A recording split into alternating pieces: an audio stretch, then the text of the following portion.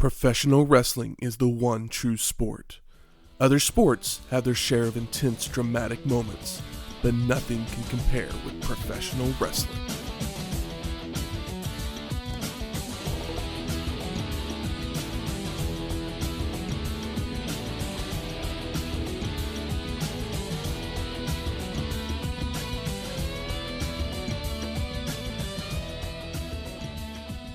Welcome to Wrestling History X, where three friends come together to talk about the stories behind the matches. I'm Matt. I'm an 18-stone slapper. And I'm Sweet Shane Music. Welcome to episode 272, One Night Only. One night only! That was nice. What are we going to do? For a little ditty. I wasn't sure. I was like, that is a song I don't know. There's, if you've ever seen Dreamgirls, there's One Night Only song on there, Okay. but I have not seen Dreamgirls. yeah, it's not a bad song.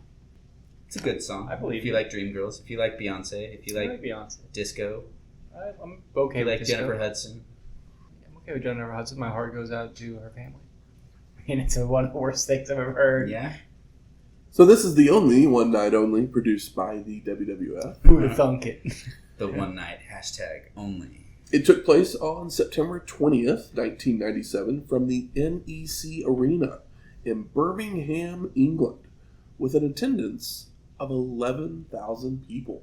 And boy, are they excited. My God. Mm-hmm. I mean, they haven't seen real wrestling since 1992. They've probably seen some wrestling. But I mean, WWF's been doing these packages where like, we're in fucking 60 countries and a billion people watch it. And, you know, these people were pumped. And the world is watching. yeah. It's like when you go to the same town all the time, you can kill it. How can you kill a town that never gets a show? That's right. I mean, I feel like that's kind of why they came to England, because it was a new market for them. Yeah. It's been a long time. One more thing to try and beat WCW to. Yeah. WCW's not going overseas. No, absolutely not. I don't think they ever do. I don't think so I either. can't remember. I don't think so, yeah. I think they do tours, but they don't ever do a big show. They don't do a big show yet. Yeah. They'll do like a house show tour. But we are in England. Yeah, we are. I don't know if the Birmingham part of this plays into it or not, but Shane, did you do what you do? Well, yes, thank you, Matthew. Yes, here we are in jolly old Birmingham. So I did what I typically would do, where I got on the Google machine, and I'm going to stop Just going talking in and out accent. of Yeah. It could play into a little segue here. Uh-huh. I should have saved it. Yes, we are in England. We've fully hopped across the pond just for one night, and I did what I do, and I got on Google, and I said, what the hell do people in England like to eat or drink, or give me some desserts? And there was a lot of stuff that came up, so I thought, all right, I got to be a little more specific, because England is kind of vague. That's just like saying, what do people in America drink? Yeah. You know, give me a little more. Anything they can. Yeah. So I said, what are some popular Birmingham, England cocktails? There you go. And I got this list of 8 Birmingham-themed cocktails to get you through your semester. So apparently this is when you go to school. Oh. There was one on here called the Bullring Iced Tea, which is kind of a play on a Long Island tea. Too many ingredients. Yes. Keep There's it one classy. called an Old Joe Collins instead of a Tom Collins. Oh. This one has Tom Collins is nice. bourbon. I'm going to try that one the next time we come back to England. There's one that had to do with jewelry, one that was a chocolate martini, Cadbury martini. We had a Botanical Gardens mojito that looked pretty good. Sounds But nice. I'm pro mojito at WHX. there was one that was called the Brumfreshers Night Out, and I thought that has a fun, like, some British name to it. But then there was all these alcohols that I don't know what Blue VK is, and I don't know what Apple Sours is, if that's just the same as Apple Sour or like Pucker or... Yeah. But then it also called for Smirnoff Ice and vodka, and it's like all these alcohols. So Yeah, again, too much alcohol. Extreme. Apparently there's one because of all the canals. It says on here, Birmingham has more canals than Venice. Did you know? No. So if you have all these leftover ingredients from like different drinks and stuff, you can pour them all together and make what's known as the canal water. Ew. But That is not what I went for. Thank you. I went for what's known as the Custard Factory. What are these names? As it says, don't worry, no one will be adding custard to their cocktails unless that's your thing. But this cocktail with the color of Digbeth and the vanilla of, well, custard is sure to hit the right places. It called for vanilla extract, but I went for a vanilla vodka instead. Just vodka, triple sec, some grenadine, a little orange juice. It calls for, maybe that's what I missed. I missed the mint leaf. Oh, I don't think the mint leaf would have done much. It may have taken away that metallic-y, medicinal, whatever vanilla you taste that it has to it. But, I mean, it's not the worst drink I've had. There's something, as a Brit might say, a right bit off. Yeah, it's a right bit off. I do feel like you were giving me crap for mixing the grenadine in.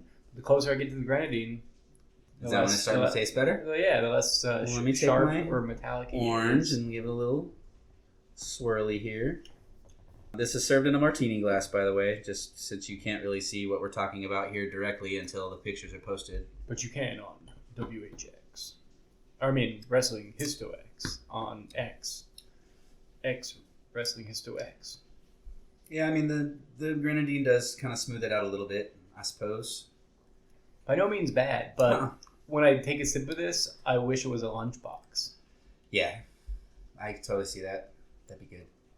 Maybe next time instead of drizzling a little grenadine, we'll have to drizzle a little amaretto or something just to add a little almond or whatever. A rounder flavor. A little hazelnut to our vanilla. Make it, just a full-on French vanilla orange juice martini. Yeah, by no means bad. By no means bad. No. Yeah, I don't know if this is something that people in Birmingham actually drink or if this was just a website that somebody made up to see what dumbass in America would follow the recipe, but hey. Here we are. I imagine they're just drinking like pints at the pub. And in England, I'm like, oh, everybody just drinks lots of beer. Well, my initial thought was, again, because I'm a Friends fiend, and when they went to London, all they did was talk about Boddingtons. I didn't think about it until it was too late. So I don't know if we even get Boddingtons here in Oklahoma. You can find it. Is it? Okay. Yeah. I did not have time to go to Byron's or... I figured that I'd have to go to one of them big warehouses because if I went to just Joe Mama's liquor store down on the corner there, they probably wouldn't have it. Yeah, you probably need to go to a place that has a decent beer selection. Yep. But hey, at least for one night only, I'm gonna enjoy this. The Custard Factory. Yeah. It's hard to come up with a good name for a cocktail, I guess. The Custard Factory. But I mean, it does have a little aftertaste of a custard. I mean, the more I sip on it, the more my taste buds are like, okay, yeah, I'll take another sip. It's a little better as it goes. It drinks as a drink should drink. It makes you want another sip after you've had one. Yeah. Definitely not the worst cocktail. I'll have to ask my my friend in Scotland if she's ever heard of a Custard Factory. And she'll probably call you the C word. Hey, you can call me a coot all you want. You just have to say it with more of an yeah. Well, right around the same time as One Night Only, a couple of films would come out. L.A. Confidential and In and Out. Yeah! Well, I believe I mentioned In and Out on a recent show here because I saw it as a double feature with... You did mention that. We also mentioned Horizon. L.A. Confidential recently when we talked about Brian Helgeland, the writer. Wow. Yep. Okay. L.A. Confidential, one of my favorites. I'm going to watch it this week. I got to get on an airplane. You should. So I'll download it or whatever. I mean, Russell Crowe. Love Russell Crowe. Kevin Spacey. On Hulu and Netflix. I love Kevin Spacey as an actor.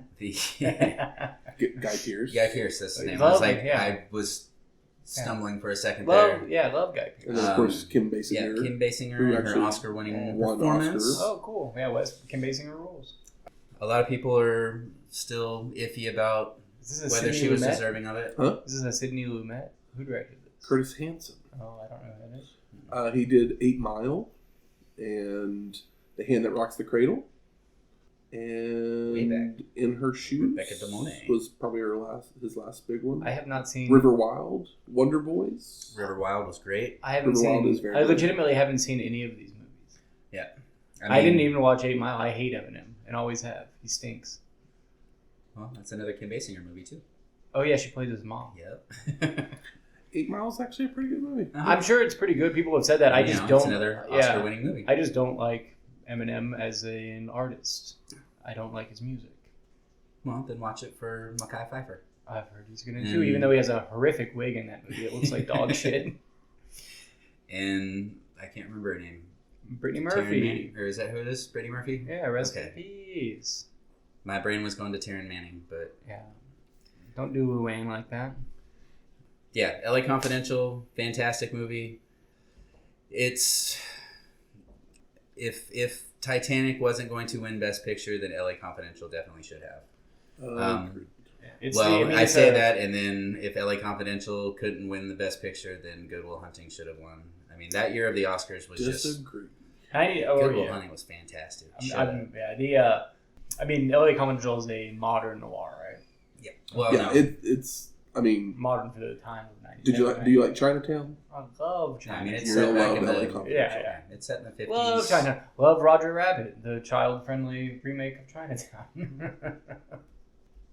Yeah. Well, then this might be No, it's been on my very much another Chinatown for you. I mean, watch it for a very long time, and said I got to get on an airplane, so if I can download it on one of the streaming services to my device, I'll pop in the earbuds and watch LA Confidential on the plane. And if not, maybe I'll watch it tomorrow while I'm packing a bag. In and Out, another great Oscar-nominated movie. Did see this one. You did? I saw this one. I watched this one with my grandmother. We rented it, and we both liked it. It's very funny. It's a shame that movies like this don't get made anymore. And good concept, solid comedies that are not like goofball comedies. They're just like, they don't have that made-for-TV feel to it. It's like they're funny and good, and you can watch them with anybody. Yeah, Joan Cusack in this movie, I mean, she was nominated for Best Supporting Actress. She was beaten by Kim Basinger. If Kim Basinger didn't win the Oscar, I say Joan Cusack should have won the Oscar. Where's she been? I take that back. No, it should have gone to, what's her name from Boogie Nights? Julianne Moore. Yeah. What about Kathy? Oh, never mind. That's 99. Yeah. Or, Minnie Driver for Good Will Hunting. She was great in that one, too. But yeah, In and Out with Joan Cusack, I almost said Kevin Spacey. Kevin Kline. Tom Selleck, Matt Dillon. Just a bunch of people. Both these movies are just like star-studded events. Yeah. Also very funny and simple concept.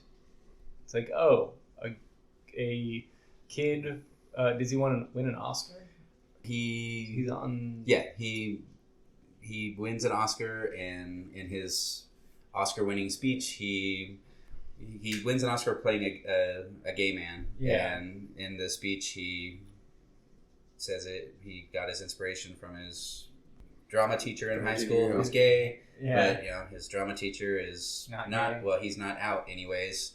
Yeah. He doesn't realize that he's gay because he is in love with with Joan Cusack's character.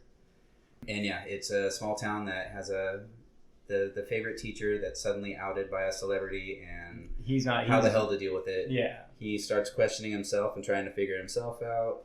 She realizes that her life is changing, and yeah, you throw Tom Selleck in the mix as the guy who's trying to help him come out, and on top of that, Tom Selleck without a mustache for the first time ever.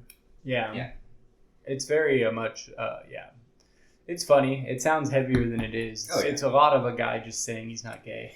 But Oscars that year were fun just because of everybody that was nominated. I'm literally looking at the Oscars and is the 98 Oscar for Best Picture, those 5 movies, all 5 of them are I don't love Good Will Hunting. I still recognize that it is a well-made movie. Yeah. I don't have to love all of them. No. But Titanic, Good Will Hunting, LA Confidential, The Full Monty, and As Good as It Gets. Mm-hmm. Is there a better 5 movies that has been nominated for the Best Picture? Also pretty varied. Yeah. There's comedies, there's... Yeah, there's not really... this is only put, this is only put in here because it's a war movie or something like that. You know, that's a lot of times you have that one movie that's in the lineup of. Well, and also because they opened up the field, so there's some that it's just like, oh well, we threw it in there, even though it's never going to win. But it's like, okay, well this is all worthy contestants. Yeah, I mean you had. I'm trying to remember. I want to say Russell Crowe. Yeah, he was nominated for Best Actor in L.A. Confidential. She was nominated and won Best Supporting Actress. The movie itself was nominated for Best Picture, Best Director, Best Screenplay. I think it may have won Best Screenplay. L.A. Confidential won Best Adapted. Yeah. Because it's from a James Ellroy book. Oh, cool. That makes me even want to watch it. Throw Danny DeVito in there, too, as the little sleazy magazine runner. What else could he be? It's great. It has a lot of up-and-coming people in there that weren't really big names yet that, Don't you miss when there was just a reason to go to the movies every week? I do. And that year I went many weeks and saw the same movies many times because they were just, that was a fantastic run. Shit like As Good as It Gets could be like one of the highest grossing movies of the year. Mm-hmm. It's like that could never happen now. No. So if you've never seen LA Confidential or In and Out, do it. Michael, I know you've only seen one of them, so... Yeah, and I saw In and Out as a child. I would probably appreciate it more now. Probably. Oh, definitely. I don't know if it's the perfect double feature, but... I mean, can't hurt. It was a great double feature. I just don't know if it was paired with the right feature. Like, pair In and Out with As Good as It Gets. That would make more sense, but... But you with need sometimes Event Horizon, no, that doesn't make Event Horizon, sense. Yeah. Sometimes you need two very different things, and you got them there. Well, let's talk one night only. Let's do it. Skybox Office presents a World Wrestling Federation extravaganza, followed by the WWF still being in 7 languages. We then get a video package with Jim Ross narration about the history of the British Bulldog. Oh, and boy, is it good. As we see childhood photos growing up in Manchester, dreaming of making his country proud. Bulldog did that at SummerSlam 92, which we covered in episode 74. Jesus, that's so many episodes ago. I know. Only to see his legend grow by becoming the first WWF European champion in Germany, which we covered in episode 245. And America may have branded him a rogue, but Davey Boy is home to defend a country and a young boy's dreams. Before Vince McMahon welcomes us to the show, joined by JR and Jerry the King Lawler, as pyro explodes and the fans cheer. And just to start this off, this show has such a great look, and the crowd is hotter than the devil's dick. They are so excited, and yeah, there's a different look to this show, but it's so clean and feels like a wrestling show. It's not overproduced, it's not underproduced, it's just right. Oh, it's like the Mama Bear of shows. Mm-hmm. Yeah. So we go to our first match. Hunter Hearst Helmsley with Chyna versus Dude Love. And Triple H glares at the Royal Beefeaters as he makes his way down the aisle before we get words from Foley in a video package doing a bad Austin Powers imitation, telling Hunter he's in for a bit of a row, saying that Dude Love wants to groove with Chyna later, followed by bringing up his missing teeth, saying they're gone, but he doesn't miss them. It's jolly good fun. Oh, behave. I mean, Dude Love can get away with anything because the character's so goofy that if he does something well, it's funny, and if he does something like poorly, it's still very funny. He's the mama bear of promo opportunities. So Foley controls the match early on with back elbows, back body drops, and yanking Triple H out of a corner. Taking it to him. Until a rake of the eyes slows the momentum, only for his dudeness to come back with chops, turnbuckle smashes, and clotheslines, sending Hunter out to regroup. And Foley knocks Triple H down as he tries to re-enter the ring, but finally lets him in to work the arm, using arm breakers and arm bars. When Hunter would escape with strikes and goes for a drop toe hold, only for the Dudester to avoid and hit one of his own to start working the leg of Triple H with grapevines and a deathlock. And Foley lets Hunter up to whip him to a corner.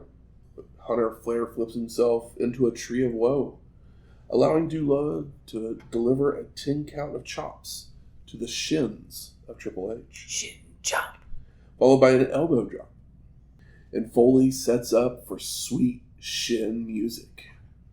But Hunter avoids and lures the dudester to the floor, where Chyna nails a clothesline. Do you guys believe Jerry Lawler makes a reference to Austin Powers being horrible, but Vince McMahon says that he enjoyed it? Do you think he's ever actually seen Austin Powers? No. Me neither. He's probably seen, a little snippet, the preview or something. Yeah, he's like, I get it. Moving on. That's good shit. Also, sweet shin music. You think that is the inspiration for One Orange Cassidy? I had that thought. I was like, did he just get lazy with it and take his gimmick from Dude Love? Triple H with a hot shot across the ropes before bringing Foley back into the ring to capitalize with strikes when Chyna would attack again with right hands. His dudeness begins to rally, only to telegraph a back body drop, allowing Hunter to hit a face crusher and a leverage-aided ab stretch until the ref catches him, causing the two to argue and shove each other. And back and forth as Foley nails a bulldog, Triple H with a swinging neckbreaker, and goes for the pedigree. But Dude Love counters by catapulting Hunter into the ring post. Foley continues with strikes, multiple turnbuckle smashes, and a corner splash, before trying for another, only get a boot to the face, allowing Triple H to climb to the top, where his dudeness meets him for a super arm drag. And Foley is able to nail sweet shin music and a double arm DDT. He makes the cover for the pin, and no! Chyna puts Hunter's boot on the ropes. And the dudester starts to argue with the ref, allowing Triple H to recover and deliver a pedigree for the pin and the win. Woo! Dude Love. Yeah, I do love the ref wouldn't take Triple H's shit, so he just gets all in his face and gets him up, he's puts himself through the ropes, and he just he's kind of shocked. It's like, I wasn't ready for that. Yeah, the wrestlers aren't the only ones that are embracing the attitude. No, not at all. And I love, there was a weird moment because Chyna's been so stoic, and on the walk back, Triple H puts his hand on her head and ruffles her hair, gives her a good girl, and it's yeah, good job. And it's very bizarre because we've seen her be so stoic at this point, and it's he just kind of broke it was a house show or whatever. It's oh yeah, that was a great match, but it's on camera because this was a pay-per-view in a different country and then put out on tape or whatever. But I was oh, that was a weird character break, and it made me feel weird. That was the moment that she fell in love. It's out really well for her. So Vincent sends us to a video package where fans are being interviewed. And almost all the males pick Bulldog to win the match, our main event, with one guy saying Davey Boy and Frank Bruno are the only good things to come out of Britain. So points if you know who Bruno is. Any clue? Nope. Not San Martino. He's a heavyweight boxer. Okay. He literally lost 4 times in his career. Twice to Tyson and once to Lennox Lewis, all for the title. Damn. Okay. And those are the only matches he ever lost. He had one other loss early in his career. Yeah, but as far his as last three defeats were all in title matches. Damn. Twice to Tyson, once to Lennox Lewis. Damn. I mean, those are huge guys to lose to. Yeah. He was a contender. Many of the females and the kids pick Shawn, with other fans giving them crap for their decision. While we go back to the arena, Sunny makes her way out to be our ring announcer. And does she get a big pop? Of course she does. Everybody gets a big pop on this show. Sunny, the most downloaded woman. So we get our second match. Leif Cassidy versus Tiger Ali Singh with Tiger Jeet Singh. And Ali takes the mic to call himself a proud Asian Canadian, that Weird. he's on the mission to have all the children be drug-free, just like him, because he is the true Messiah.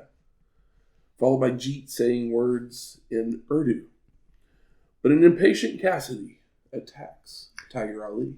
Jeet. Leif is tossed into a corner with Singh taking control, whipping Cassidy back and forth before hitting an overhead belly-to-belly suplex. And Leif responds with a pair of clotheslines and a spinning heel kick, followed by working the arm until Tiger Ali punches his way free and rolls up his opponent for a 2 count.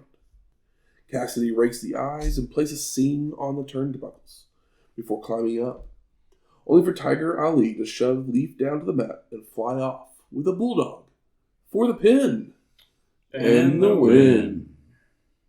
Now, with his promo before the match, if I told you that he was a face, does that promo make any sense? No. He says he wants people to be drug-free. I am the true Messiah. But he's the true Messiah. Yeah. That feels like such a heel thing to say. Mm-hmm.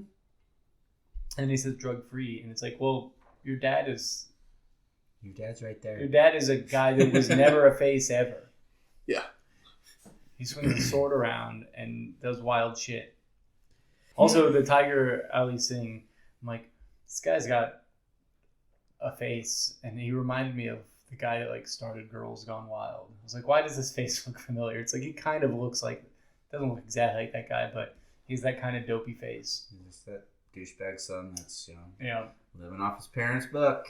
Also, did Tiger Jeet Singh work a lot in the UK? Like, or is this just here because like this match feels like, well, we want Sonny to go out and for the crowd, like, but no one cares about Leif Cassidy and Tiger Ali Singh.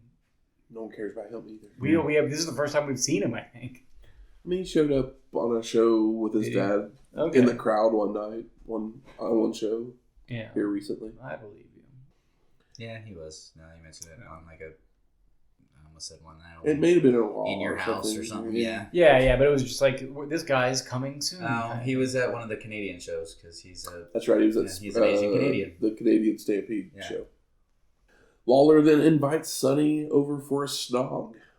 So she comes over to give him a hug and a kiss on the cheek. Sonny then sits on Ross's lap and puts on his hat. But he's not distracted enough to send it to a video package about the Headbangers winning the tag titles, where we see footage from Ground Zero with Austin running in to stun Owen to help them win. And we then go to our third match. Los Boricuas of Savio, Vega, and Miguel Perez versus the Headbangers of Mosh and Thrasher for the WWF Tag Team Championships. And the Puerto Ricans attack the champs as they dance in the ring, but the Headbangers are able to clear the ring with clotheslines. Once everything settles, the Headbangers take control with corner splashes, arm drags, a second rope sledge, double hip toss, and double elbow drops. But Perez rakes the eyes of Thrasher so he can tag out, only for Vega to be hip tossed, followed by the two men going through a sequence of headlock takeovers into head scissors.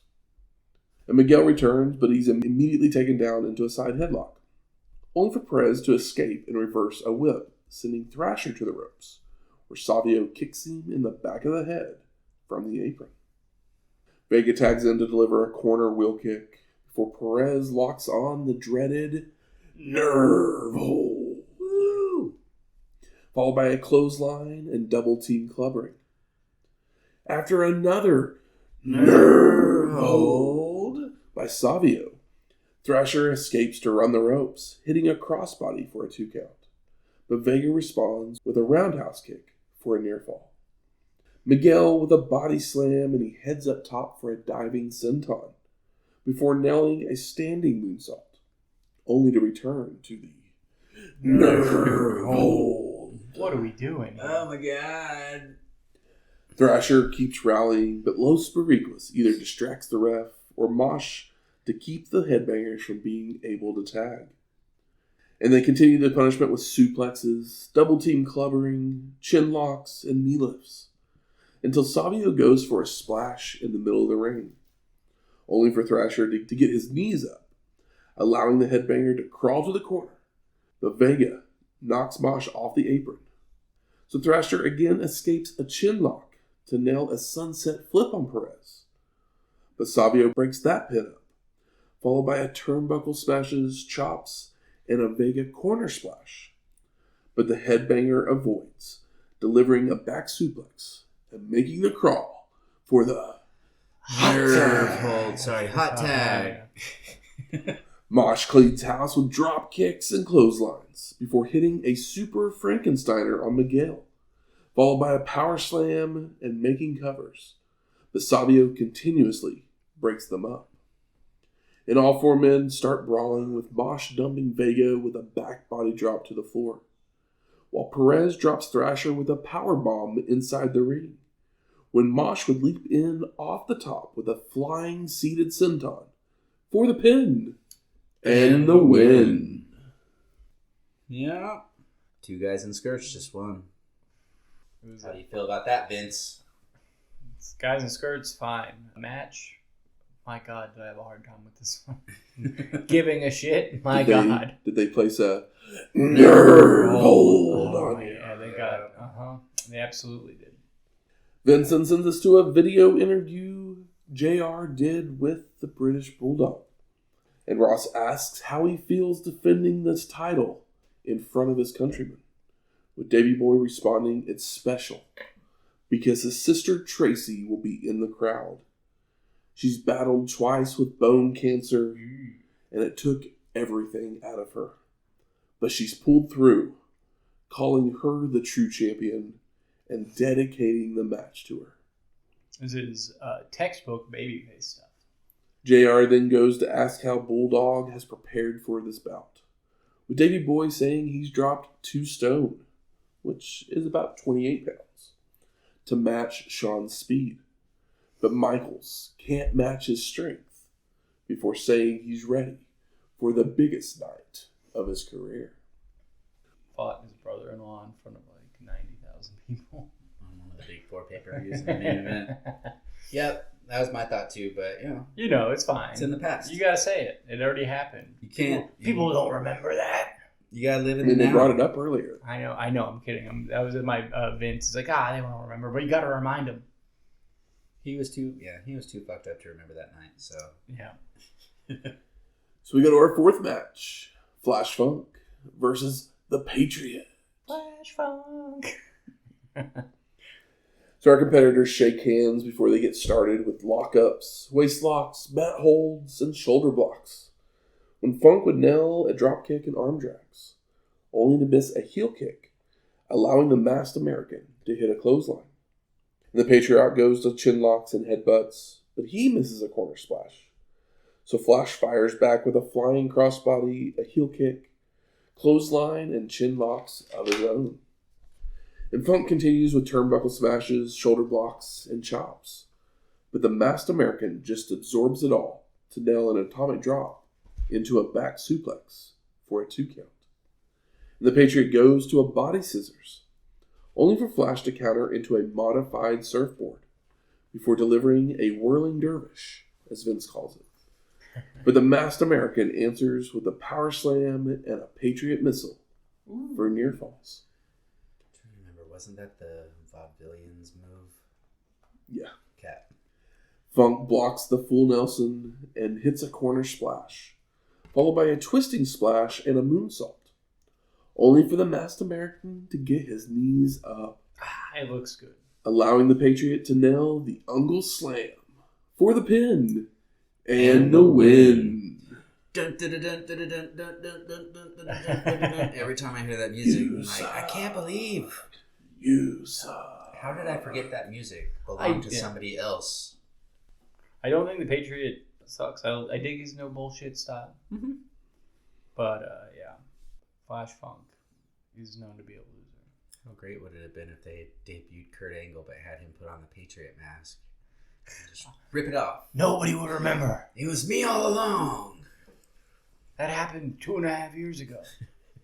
Vincent sends us to the back with the Legion of Doom, where Animal says the Godwinns will go down right here in Birmingham, as the Road Warrior doesn't forget the slop the slop drop, and the buckets, as payback will be you-know-what.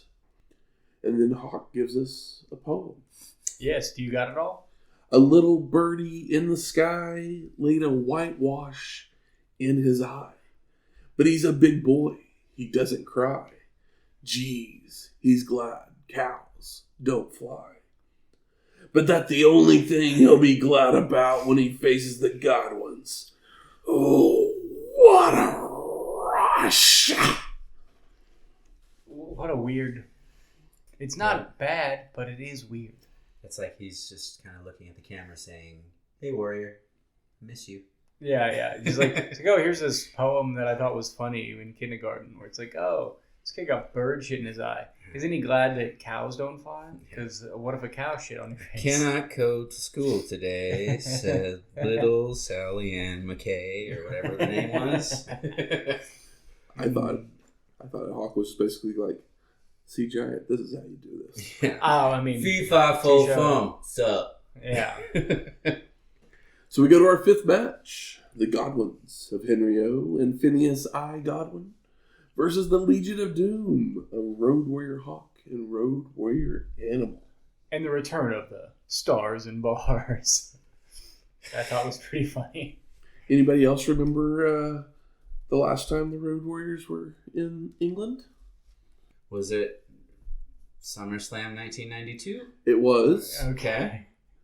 Do you remember who they brought out with them on their motorcycles? I'll give you that much because JR tells us that much. Paul Ellering. Okay, I was going to guess that, but then I was like, maybe they brought out the British Bulldog's Bulldog. But he had his puppet friend on that show. What was his name? I don't remember the puppet's name either, but I just remember that the puppet was on it. Paul. And that was the day Hawk went, "Where is my career gone?" Paul Ellering the puppet is so wrong. Maurice? That doesn't sound right. Sounds right. I think it sounds right. Rocco. Okay. Horribly bad. Yeah, Paul Ellering just needs to be the guy that stands next to the Road Warriors. He doesn't nothing else. Yeah. The Road Warriors don't really even need him. He's an important part of like the biggest they ever were, just for being there. Paul Ellering should have come out with them, with the puppet, and said the poem. That would be better. If Rocco had said the poem. Yeah, Rocco could have made that poem, whatever the word was back then. I'll say slap today, but Would have been fire. it would have been rad. Yeah. Pretty neat. Would have been pretty neat. So Hog and Animal started off with back and forth action when Henry rolls out to regroup when the Road Warrior gains control. Now back in, Pig and Hog both tag in to chop and punch each other when Phineas avoids a corner charge, allowing him to hit a turnbuckle smash and begins wearing down the Road Warrior with a chinlock. Hog with a missed elbow drop, allowing Hawk to nail a clothesline, a jawbreaker, and a double back elbow. Before Animal goes to a chinlock, only to be shoved off to the ropes where Pig knees him in the back from the apron. Henry then clotheslines the Road Warrior out to the floor, but they roll him right back in for Phineas to work the arm with a single arm DDT and hammerlocks. He calls it they call it a Fujiwara armbar. I was like, wait, what? That's not Where did he learn how to do something like that? Yeah, exactly. That's exactly what happens in commentary. I'm Yep. like, well, I don't think that's correct. I mean, yeah, it's not the right move, but he used to be in Japan. Why don't you just say he's wrestled in Japan before?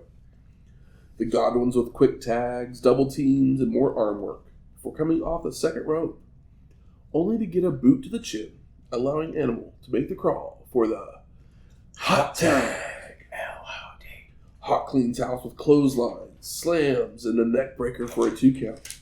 But Pig is able to toss Animal out of the ring, allowing the Godwinns to respond with a double clothesline and a Hog slop drop. But before Henry can make the cover, he knocks Animal back off the apron, so they only get a 2 count. The Godwinns then choke Hawk with their Confederate flag before locking on a nerve hold. The nerve Of them. As Lawler says his family fought for the East, as they talk about the significance of the flag.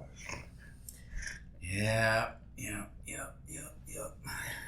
More quick tags, chokes, and elbow drops shared between the Godwinns, when Hawk bounces out of a corner to clothesline both of them and make his way to the corner for a hot tag. Drop kick to Pig, power slam to Hog. Animal turns his attention back to Phineas, only for Henry to attack from behind.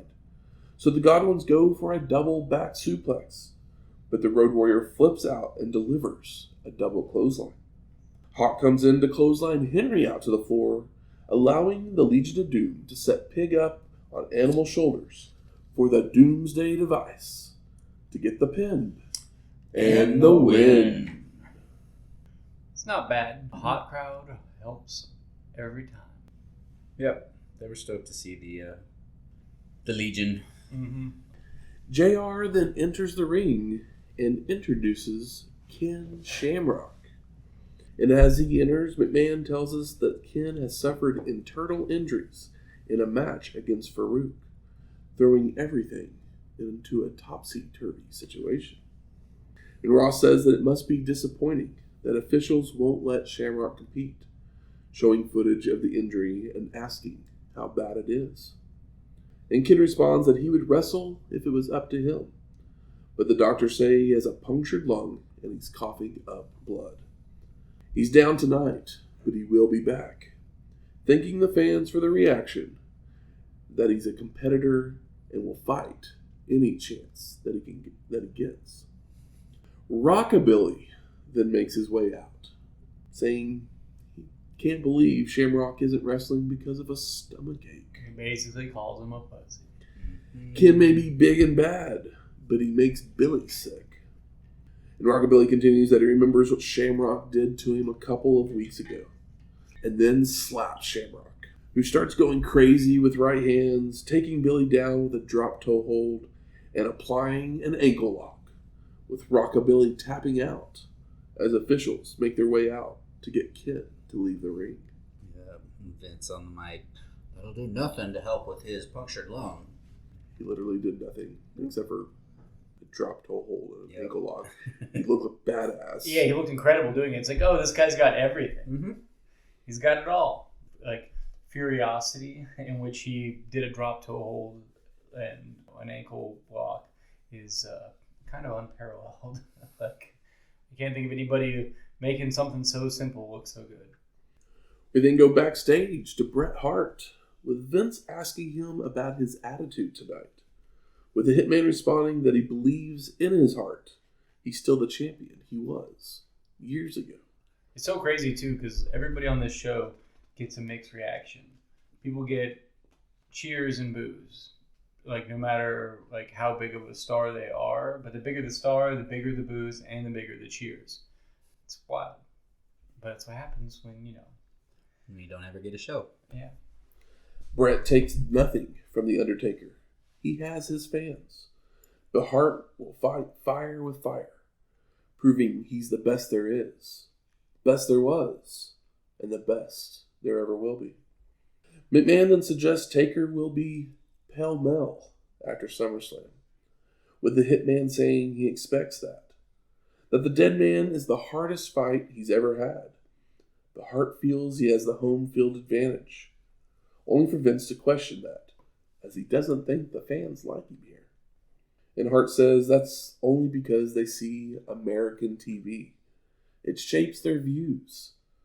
So McMahon asks if it matters how they feel, with the Hitman answering that it does. I had to look up Hell No because I didn't know what the fuck that meant. It's like a sense of chaos. Yep. It's interesting, too, because like there's a lot of cheers and a lot of boos. Like, it's legitimately a split crowd on Bret Hart, but the cheers might be a little bit louder than the boos. And it's like, well, this promo and conversation feels like it should have been for the U.S., but maybe they didn't expect things to be so split over here. So we go to our sixth match. Vader. I love Vader. Versus Owen Hart. I also love Owen. And this match originally was supposed to be Shamrock versus Owen. But with his injury, they replaced him with the Mastodon, who had been feuding with the Hart Foundation as well. And JR says that none of the English press wanted to speak with Vader, especially after the Kuwait incident. But Vince just immediately shoots it down to undercut Ross trying to help the Mastodon's character. Like, no, that's not why it was. Yeah. He's like, shut up. So Vader uses his power to start, shoving Hart down to the mat several times. I mean, he's got 200 pounds on him. And knocking him out of the ring with an avalanche attack. What is that, like 14 stone? Well, if 2's 28 pounds, then 10 would be 280 pounds? No. Each one's 14 pounds each. Yeah. 12. Something like that. Sure. Close enough. Owen returns with a sunset flip, only for the Mastodon to stay up and butt drop down. But Hart avoids to nail a hurricanrana and a springboard crossbody for a 2 count. You know what this crowd is doing? Cheering for Owen. They're cheering the fuck out of Owen. They really are. He's the tag team partner of the main event guy. Owen goes for the sharpshooter only to just be kicked off, allowing Vader to attempt a vertical suplex. But Hart floats over and rolls up the Mastodon for a near fall. And Owen goes for the sharpshooter again, but this time they're too close to the ropes as Vader just reaches out to break it up before it's even turned over. Hart then runs the ropes and he goes for a crucifix, only for the Mastodon to counter into a Samoan drop, followed by an elbow drop and a second rope splash for a 2 count.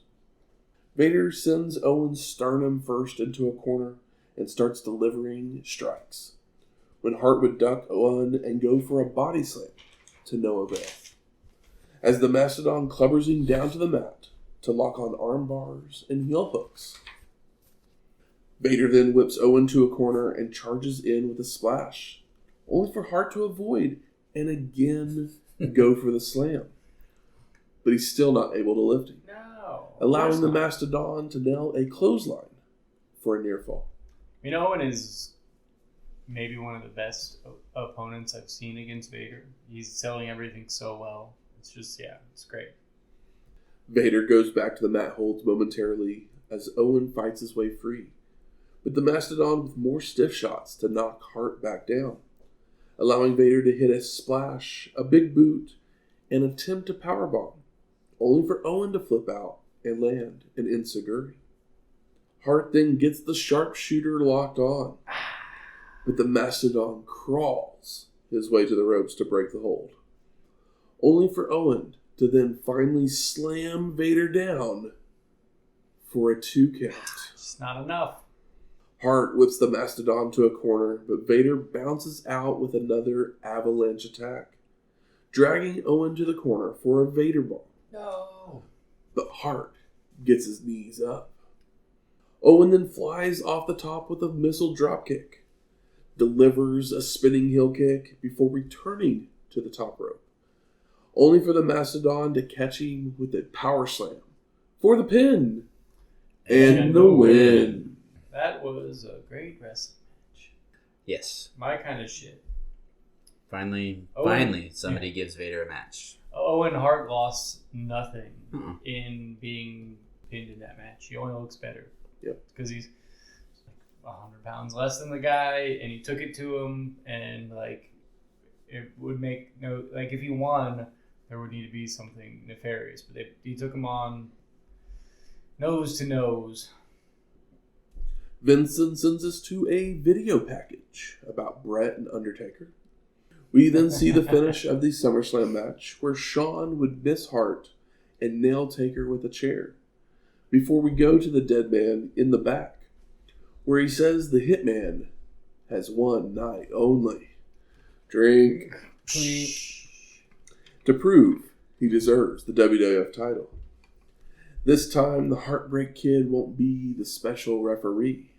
It will be one-on-one, forcing Bret to look into the eyes of the Reaper, as no one will lurk in the shadows to hit him with a chair. Shawn wasn't lurking in the shadows. No. The ring was very lit. Hart has convinced everyone he's their savior, but he's actually a demon and will be exposed tonight. So tonight, when the Hitman is looking up at the Reaper, prepare to rest in peace. I think you may have missed my favorite line because it's stupid and I don't understand it. Huh. But he says, The Undertaker recognizes no boundaries, only creatures. Yeah, it didn't make any sense, so I was like, I don't know where we're going I with just this. loved it because it was so stupid. Yeah, I recognize only creatures. The creatures of the night. Yeah, but like, what do you mean you recognize no boundaries, only creatures? There's not a analog or a correlation between those two things, and I'm aware of. So we go to our 7th match. Bong. The Undertaker versus Bret Hitman Hart for the WWF Championship. And our competitors trade right hands until Taker gains control with a choke lift, knees, and more chokes in a corner when the ref forces a break, leading to the dead man arguing with the ref and allowing the Hitman to remove a turnbuckle pad. Uh-oh. And after a whip, Undertaker charges into a big boot, with Hart going for a bugle toss, only for Taker to counter it into a short arm clothesline for a 2 count. And Bret avoids an elbow drop and goes for the sharpshooter, but the dead man kicks him away, only for the Hitman to respond with a basement clothesline, headbutts, and right hands. Love the basement clothesline. Taker sits up, put him back down. Hart with another clothesline to knock Undertaker out of the ring, followed by a dropkick through the ropes to send him into the announce table, leaving Taker dazed momentarily. And Bret leaps off the apron with the dead man catching and dropping him on the floor before ramming the Hitman back first into a ring post. Posted. Yeah, he basically catches him for a spine buster. They brawl down the aisle where Undertaker slams Hart on the ramp. But they then head back to the ring, where Taker keeps up the attack with turnbuckle smashes, headbutts, and right hands, only to telegraph a back body drop, allowing Bret to nail a DDT. And those split boos and cheers really get me going. There's just something about everybody being excited that is exciting. Leg and elbow drops from the Hitman, followed by chokes and rakes across the ropes, when he goes to whip the dead man, but it's reversed, sending Hart into the exposed buckle, sternum first. My God. That's how you do it. And then Undertaker focuses the punishment on the chest with heart punches. My God. The heart punch, motherfucking Texas style, might be the best heart punch I've ever seen. I mean, the only other one you've probably seen is Crush. Good point. Yeah. But this one looks good and it makes sense. Yeah, and they make a comment that he never uses that move. Yep. But that's It's like, oh, we know. That's a mean Mark move, We're not an used- Undertaker move. We're used to the Undertaker moves. We know what he does. Undertaker continues with stomps and elbow drops for a near fall before locking on a bow and arrow stretch, transitioning it into a crucifix pin for a 2 count.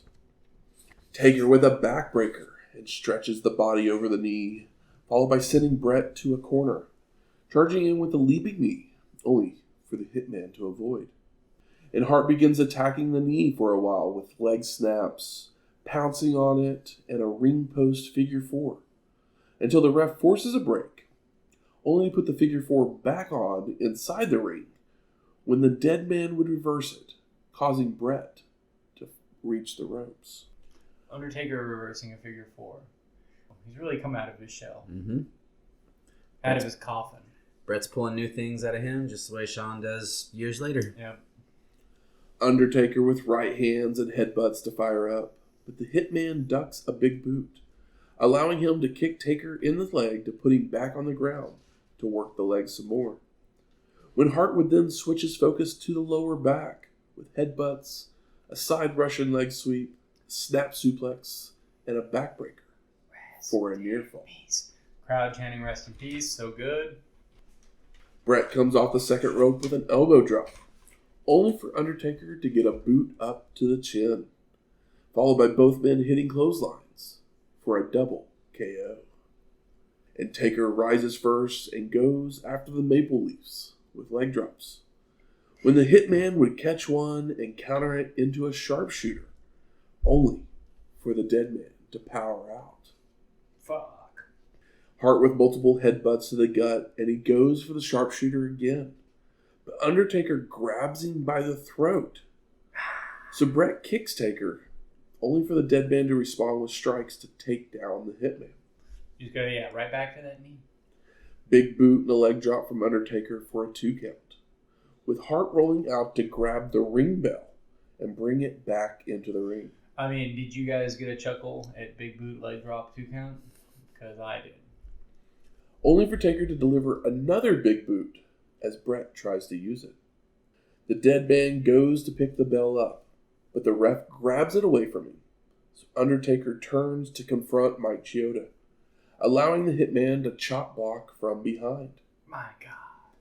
Hart pounces on the leg again, when Taker would kick him over the ropes into a cameraman on the floor. So sick. Where the dead man whips Bret into the ring steps.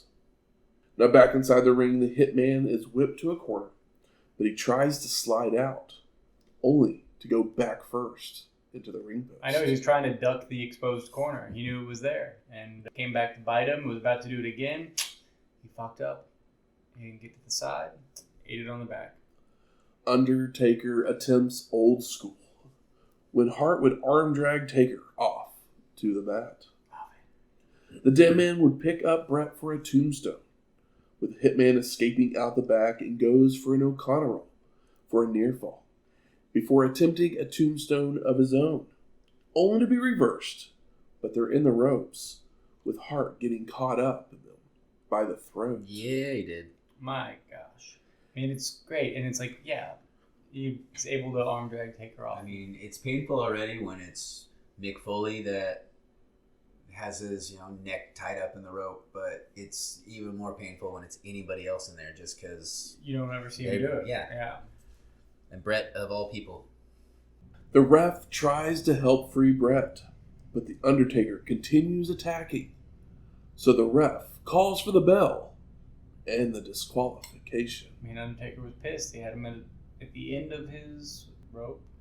No pun intended.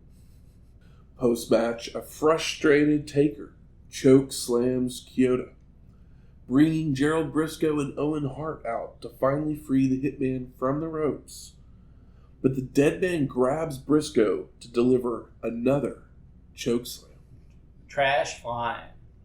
Hart's helped to the back by his brother, avoiding Undertaker, even as he gives chase.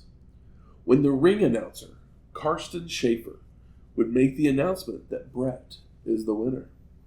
And Taker would turn and begin to stalk Schaefer, sending him fleeing into the crowd. Yeah, a fun moment. Let Taker, walk out last.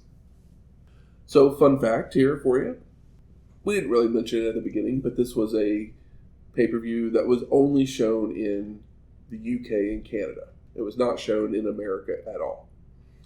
They would release it on tape to America, but this match was never included on that tape. Oh, really? That's crazy, because this match is pretty incredible. So, literally, some people's first time ever watching this match was when this was put onto the network. Yeah, I mean, it's a banger. Definitely. I wonder why that is. Or if that was part of the Bret storyline probably, where he didn't want to have the show for America anyway, so he did it for everybody else, and then I think that's what it was. It was part of the storyline. Smart. Yeah.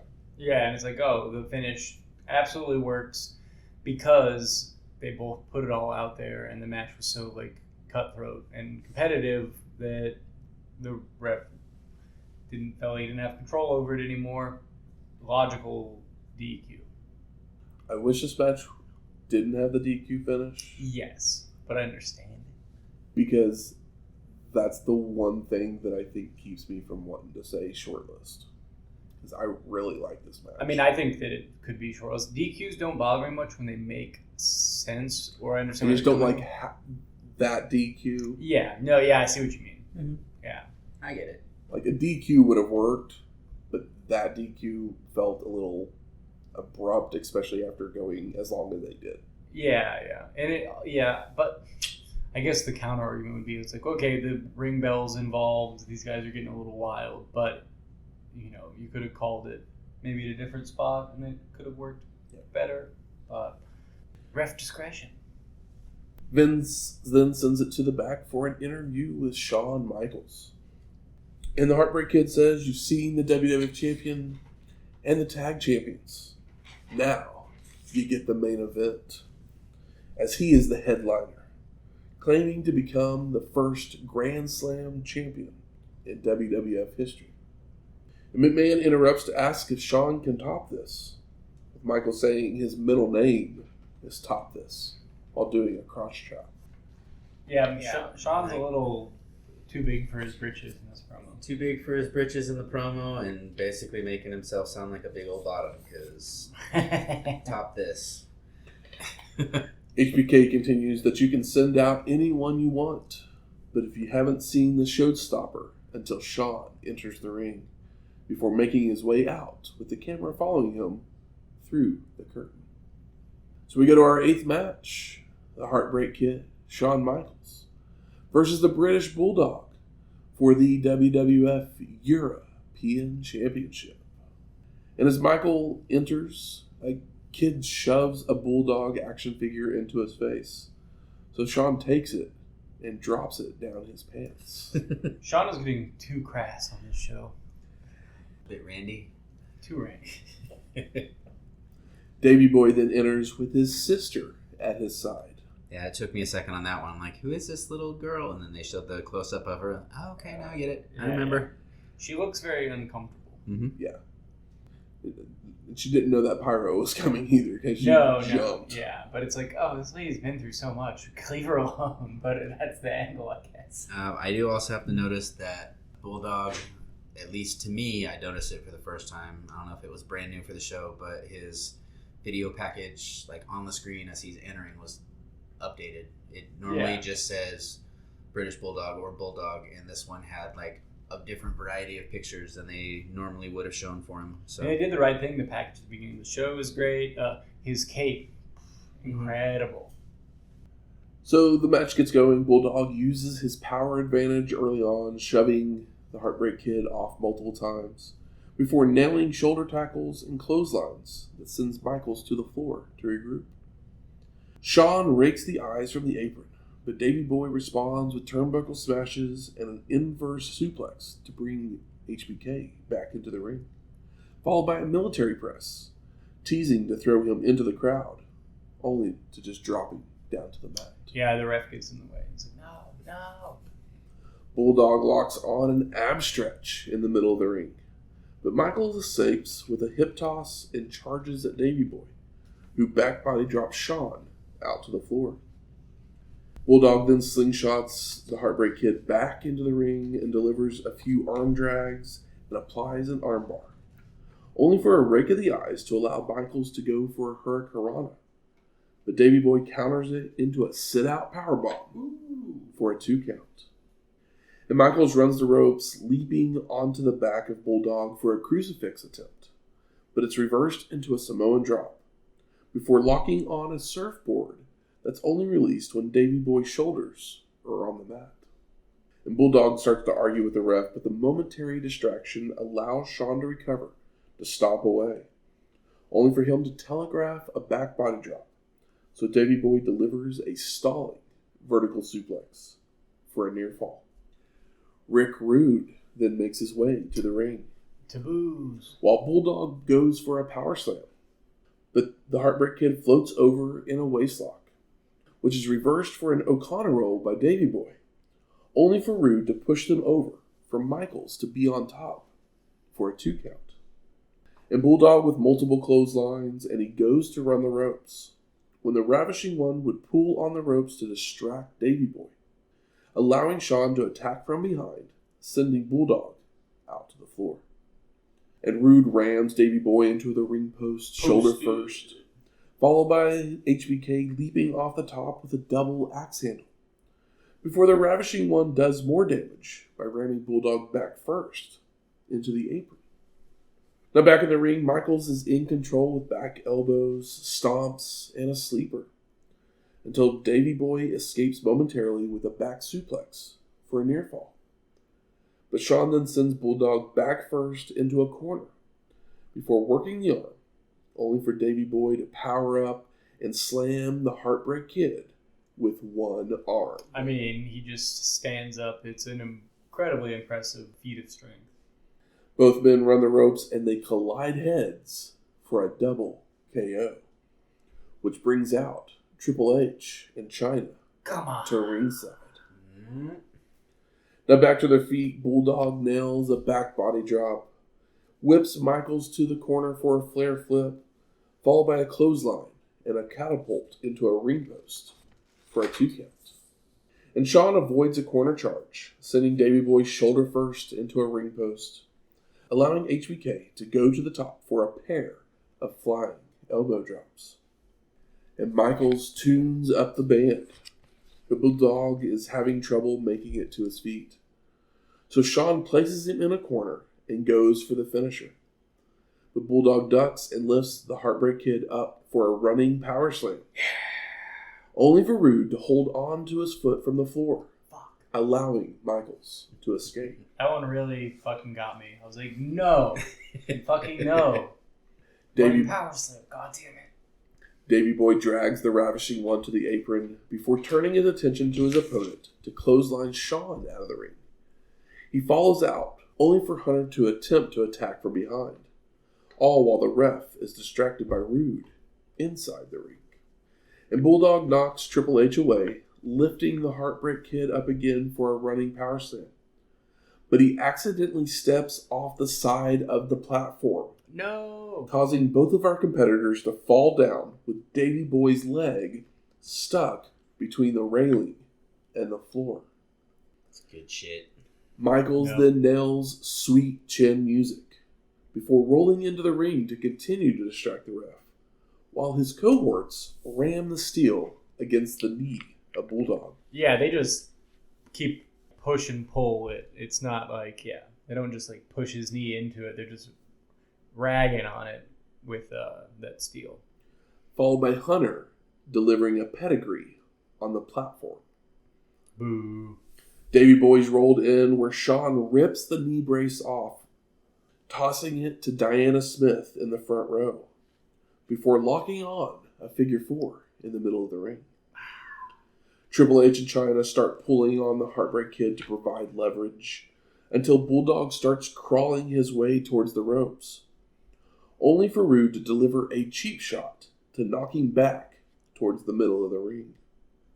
And the crowd begins chanting for Davey Boy, but he can't answer the ref as Bulldog passes out, so Hebner calls for the bell. Oh my God, it hurts. And no! Post-match, the fans throw trash as Michaels tells the crowd they are pissed to look at the new Grand Slam winner, taunting the Harts and Diana, even calling her his sweetheart. I mean, Davey Boy's done dirty, and then fucking this bullshit, like, yeah. He's basically alluding to, it's like, well, I guess you could fuck me if you wanted. It's like, Jesus Christ, Shawn. Hunter continues the mocking while Shawn puts Davey Boy back into the figure 4. Boo. As Triple H tells him to scream for his country. Diana then makes her way into the ring, only for Chyna to grab her when Bret and Owen arrive to chase the degenerates away, who continue to celebrate in the aisle. And Hunter holds up 3 fingers, saying they are the real triple threat. Oh, snap. Shots fired, Shane Douglas. Before putting the Heartbreak Kid on his shoulders to carry him up the ramp. Is that a shot at Shane Douglas, or are they taking another shot at Candido since, he's already banged Sonny, so, Ouch. The camera cuts back to the ring where you can see Diana complaining as Vince calls Michaels dastardly before saying goodnight, and we fade to black. Dastardly. So I got some behind the scenes stuff here for you. All right, let's hear it. I mean, I don't think this is going to surprise you at all. The Bulldog was supposed to win. Yeah. In front of his home country. As he should have. And family. Mm-hmm. That's what should have happened. He already did that. Not finding out until the start of the show that plans had changed, as Shawn had convinced McMahon to switch the outcome. The Heartbreak Kid felt getting the belt would put heat on him and his newly formed group, while also pushing for no Hart Foundation intervention, which basically just makes them look foolish. Yeah. And he's not wrong about the heat, but the heat is only happening on a show that the majority of your audience didn't see. Vince justified the decision to Davey Boy by saying they would build to a rematch at the next UK show. Yeah, sure. The next UK pay-per-view. Which doesn't happen for obvious reasons. Wow. Yeah, Shawn, you could tell he was a little stinker in that promo. It's like, oh, this is full fuck you, Shawn. And he's not even hiding it at all. Nope. So I ask you, gentlemen, what are your overall thoughts of One Night Only? Look of the show, crowd, incredible. So it elevates it to more than it is at times. Because this show's a blast to watch, even though there's some stuff that I don't love or even care about. But the in-ring is heightened. It feels like a in-your-house with better in-ring matches. It is a house show that drew too much money. So people are working for their bonus.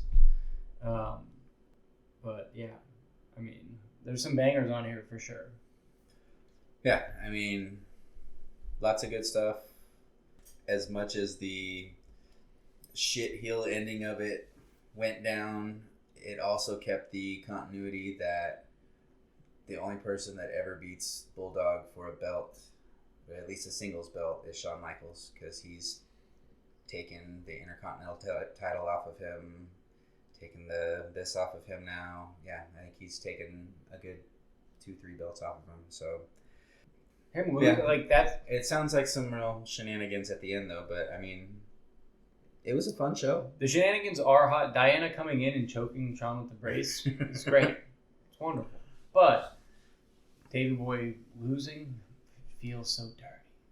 It feels like a Vince ending. Because it's one of those things like this does. If this was a show in the U.S., fine, absolutely fine.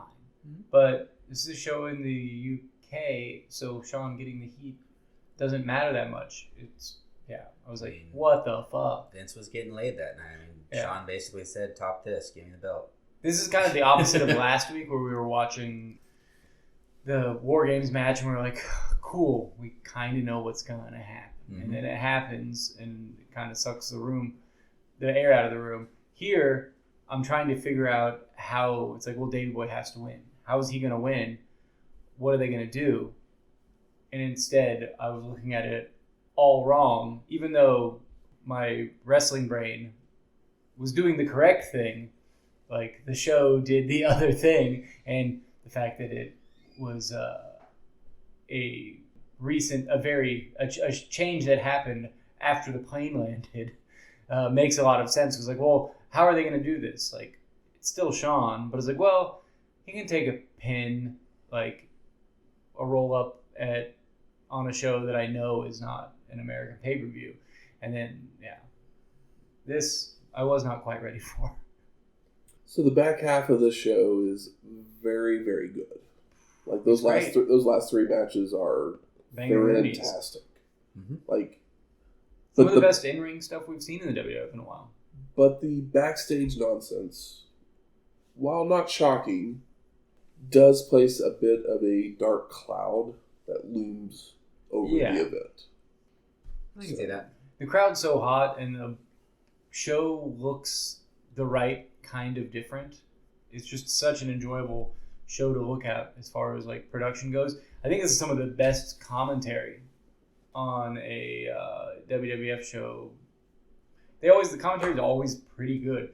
But this one, like, everybody's super present, super on, like, everybody's making jokes. Most all the jokes are good or the right kind of bad.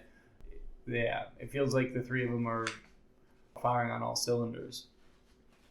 And, like I said, the in-ring stuff is heightened. Everyone seems to be laying it in a little bit harder and, doing some stuff that you might not be used to seeing on a regular basis from any of these competitors. And 11,000 people that all live and die on everything that's happening, be it fucking Flash Funk or the Undertaker. Like, those two things are not the same. The crowd does not shut up, and boy, are they pissed at the end. Yep. I don't know. I mean, I get the ending, and I'm not against the decision to have Shawn win, because I like, it puts that dark cloud over it, and this is like literally one of those times when I wish I didn't know the backstage stuff. Yeah. If it was just the in ring, like, I have no issue with him winning the belt. Me neither. The way that he politicked for it, that's what the issue is. If that was the original plan, like, that's great. The way he politicked, but it was the right call to have him go over, because if he is supposed to be the leader of this new faction that's being put together with Rude and Chyna and Hunter, it's too soon for him to take a loss from a side player in another faction. But nobody would have known is the big thing. It's like nobody would have known over here, for the most part. No, I mean, nobody would have known without. I mean, it probably would have been a DQ win, most likely. Yeah, I mean, that's good. Yeah, it's like, that's fine enough. And then they come back to the States, and they don't even have to talk about this, unless they want to continue a feud or whatever. But they obviously don't. Yeah, I mean, in my eyes, they shouldn't have had him going against Shawn if the plan was to take the belt off of him. If the plan was to the plan for Bulldog to win, they should have put him against anybody else. Who else? They have a good match, a great match. This is a That's- great match. But it's a not. hard But, catch. but it doesn't main event then. That's but the it has thing. to be the main event. That's why Shawn's there. But in my eyes, it was the right call, because Shawn, as the leader of this new faction, he needs to have the win. The backstage shit, that sucks, but it should have been Shawn that won regardless, in my eyes. I will say it's a ballsy move. But that's what 1997, 98 Shawn was, though. Yeah. It was just a fuck it real all. piece of shit. Yeah. Let's do this. We're not here to make friends. We're here to make money and win, and at any cost. Good. Where's the smart marks at? All right. Fuck you. I think it's time we smark it up. So what are some of the best moments of this show? It's tough. Owen coming out and the response he gets. Yeah. It's beautiful. Because he, all of a sudden, you just see on his face, like, He just I'm the baby face. Yeah. Oh. And he immediately Starts high-fiving kids. and- leans into it. He leans into it. Yeah, immediately. Yeah. He's not like, I'm not. He's like, no, I'm just gonna go with the flow. And then, man, him and Vader, those guys should have been.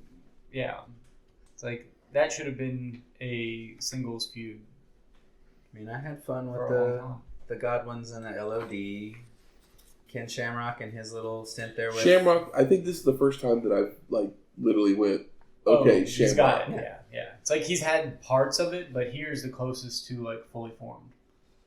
It just, when he did the knuckle up thing, though, it reminded me of years. Well, it reminded me of 1997, 98, when that's all you heard was knuckle up, knuckle up, knuckle up, and it was like, oh my god, I forgot how much I hated that fucking saying. Yeah.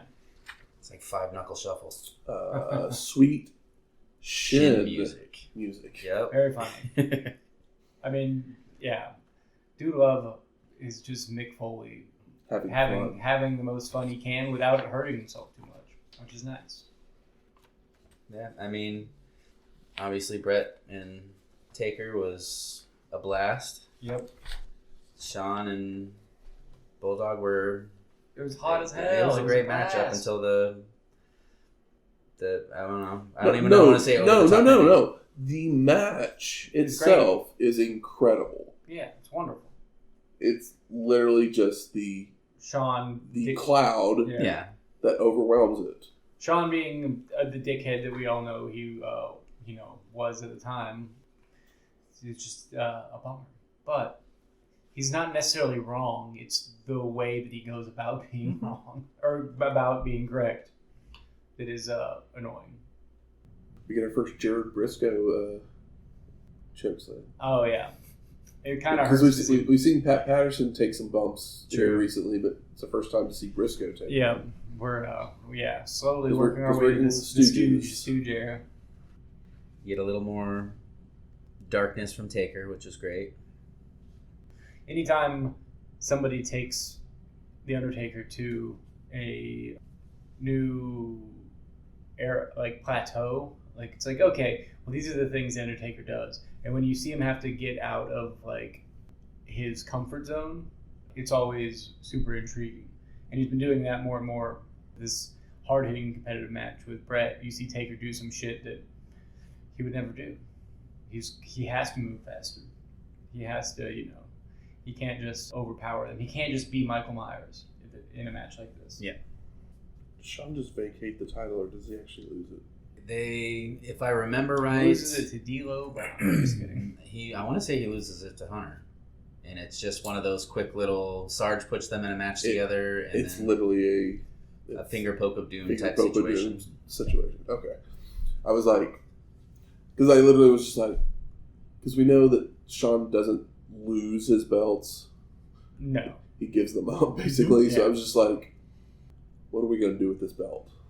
Because we know what happens in the future.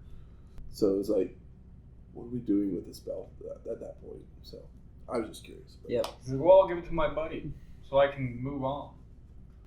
How about most disappointing? Tiger, Ali. Yeah, that sucked mad, but. And then Los Boricuas. And Nerve. Yeah, Los Boricuas fucking suck. I'm here to say the thing is, like, they're supposedly still the faces. Or no, they're the heels. They're the heels, that's right. They're the heels. And that's right. That's right. When the disciples of Apocalypse are the faces, which still makes no sense as they're the bigger guys. Yeah.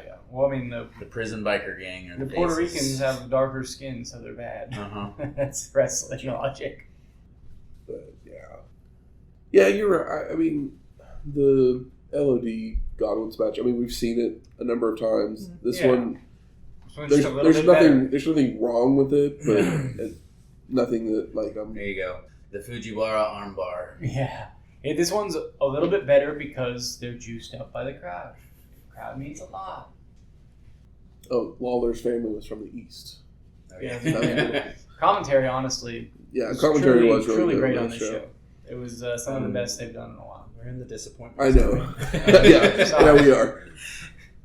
Those extra moments, I just got reminded of those. Yeah, there's. I wish the DQ in the Taker Bret match hadn't been that exact DQ. Yeah. I feel like they're especially with bringing the ring bell into the ring. I feel like they could have. The DQ could have happened 30 seconds. They could have figured something else out, but that like we said earlier, that match is very good. I would want to put it on the short list, but I just don't like the finish. Instead of taking the bell away from Taker, just let him hit Bret over the knee and call the DQ. Then it's absolutely justified. Or if you still want to do the chokeslam, literally, Chyna takes the ring bell away, and then Undertaker just goes, just grabs him and chokeslams him right there, and then that's how you get the DQ. But yeah, that match fucking rules. There's three bangers on here, and there's a couple whatever matches, but they're short enough that you're not mad. But Owen, Vader, Taker, Hitman, and Shawn, Bulldog, how often do you get three matches on any wrestling show that are that good?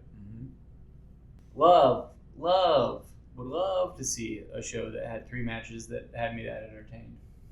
They might do more stuff, but did they really pull the emotion? You only get it one night only. Yeah, one night only, I guess so. How about best performer of the night? That's so tough. Tough one. Oh, sorry. Quick disappointment. The fans really want Austin. Austin is huge, and he's completely absent. We all know why, but it's kind of one of those things where it's like, what would have been like with him on here? There's so many Austin shirts. There's Austin signs. He's nowhere to be found. Obviously, no, he's injured, but it's just kind of interesting to see him be the hottest thing and completely absent. But the crowd was not pissed about it. No.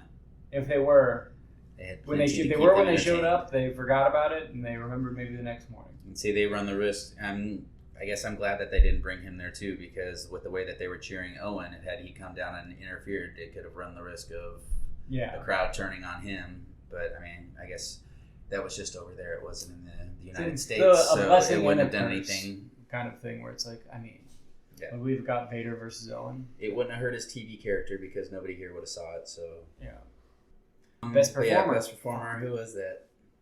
I mean, Taker was fucking. This is some of the better Taker, as far as just energy. Owen Hart fucking came alive. I kind of want to give it to Bret just because. Spoiler alert! It might be the last Bret good match. Mm-hmm. Yeah, because Bret's time is dwindling in the Fed. Yeah, and in Ted's world. And down south, it never gets good. He just does. Yeah, it isn't given opportunities. Yeah, I'm good with Bret because I mean, even his little backstage interview stuff, it was a different tone. People pull different matches out of the Undertaker, and no one pulls this match out of the Undertaker. Bret's good like that though, because I mean, I didn't really care for many Diesel matches, but Bret and Diesel was always good because Bret knew what to do because he's smart. Bret knew what to do, and Diesel always brought something that people didn't bring in a normal Bret match, so they made it. The ability the lack of ability in wrestling. Bret Hart could do it. He could meet you there. Mm-hmm. Most surprising. That Shawn wasn't supposed to win. Yeah, I mean, and that he was able to talk his way into it. But I really didn't think it's surprising, but then also not surprising because him talking his way into it's not surprising. Yeah, I just figured it's like this doesn't matter that much. Why would he not just lay down? And I'm like, oh wait, because he's a giant fucking dickhead. I think the biggest surprise to me is that the Hart Undertaker match was not on the tape. Oh well, yeah, for sure. That's crazy. As good as that match was, like why are you not showing this? You think the tape didn't come out until later, and they were just like, fuck it. Going to take it off. Who knows when the tape released, but could it have come out? I mean, it's possible that it was after Bret left. I mean, it's possible. Yeah. That's why. So they just took it off. They're like, fuck it, because it didn't matter for that storyline at all. It was just they're like, okay. I mean, it's basically a glorified house show match, but and Vince is petty enough to do that. That's where true. it's like, okay, well, this tape's going to come out in whatever. It's like, all right, just cut that, take it out. That's true. But I'm glad we saw it because it was wonderful. And now for a look back even further into the history of wrestling. The dusty finish. Diesel had won the WWF Championship, defending the title for the next year, when he would make his way to Survivor Series on November 19th, 1995, to face Bret Hitman Hart in a no DQ match. Bret would immediately go after Diesel's legs, but the big man would take the fight to the floor, running the Hitman into a ring post, using a chair, and attempting a jackknife, only for Hart to escape. Bret goes back on the attack of the legs with a figure 4, tying the legs up around a ring post with cable and using a chair across them. Diesel would free himself to deliver a side slam and snake eyes, before trying another on an exposed turnbuckle, but the Hitman reverses, allowing him to nail a side Russian leg sweep, backbreaker, and a second rope elbow drop, sending the big man to the floor. Hart would follow out with a slingshot plancha, but Diesel would avoid before shoving Bret off the apron onto and through the Spanish announce table. The big man would roll the Hitman into the ring and goes to hit the jackknife, only for Hart to collapse, causing Diesel to hesitate, which was enough for Bret to cradle him up for the pin to become WWF champion for the third time. The Hitman would hold the belt for the next few months, when his biggest rival would make a challenge on the grandest stage of them all. Next week, As Good as It Gets, 1997. Good times, noodle salad. You make me want to be a better man. Carol the waitress, meet. Mommy and Daddy are home. All right. So, yeah. So we had 2 As Good as It Gets in 97, huh? Yeah. How does this one match up? Oh, shit. I don't know. Best Picture, ECW show. Yeah. Also, one of my favorite adult comedies, I guess. Does that debut the same week as the show? Is that what we're going to be talking about? I don't know. Guess we'll find out. Music for this week's show is Slippin and Slidin by Nigel Pulsford. And Shawn Michaels won our main event, so we play Sexy Boy by Jimmy Hart and JJ McGuire. And if you like this episode or any of our other ones, please go out there and rate and review us on iTunes, Spotify, Google Play, or wherever you find your podcast at. Do as Michael says. 5 stars or no stars, do it for Davey Boy. And if you have any questions, comments, concerns, Where do you listen to us at? What In the what car, site do you use? No, at I the mean, bar. are you an iTunes person, a Spotify, a Google Play? Where do you listen to us? Where did you find us at? And I guess toss in there too. Where do you listen at? In the car, at home, No, while you're don't bother. feeding the Listen whenever baby, you while want. you're laying there trying to meditate? Just Are we a sleep aid? yeah. I just want to know. Give us a shout out. I'm She very really knows curious. how Look at me. I'm not even asking you for help. We're going back to fucking Philadelphia, and I'm not asking for any assistance. I just want to know where you listen to us. We're just at, gonna 'cause wing it. I just want to know. So give us a shout out on the Twitter. Slide into our DM. Something. Shoot us an email. I want to hear from you. I'm very curious to know where you listen to us from and at and all that stuff. you can send us any of those things at WrestlingHistoryX@gmail.com or find us on X at WrestlingHistoX. That's Wrestling HISTO X. We'll talk to you next week. Laters. No, you're Terry Funk. Pronto.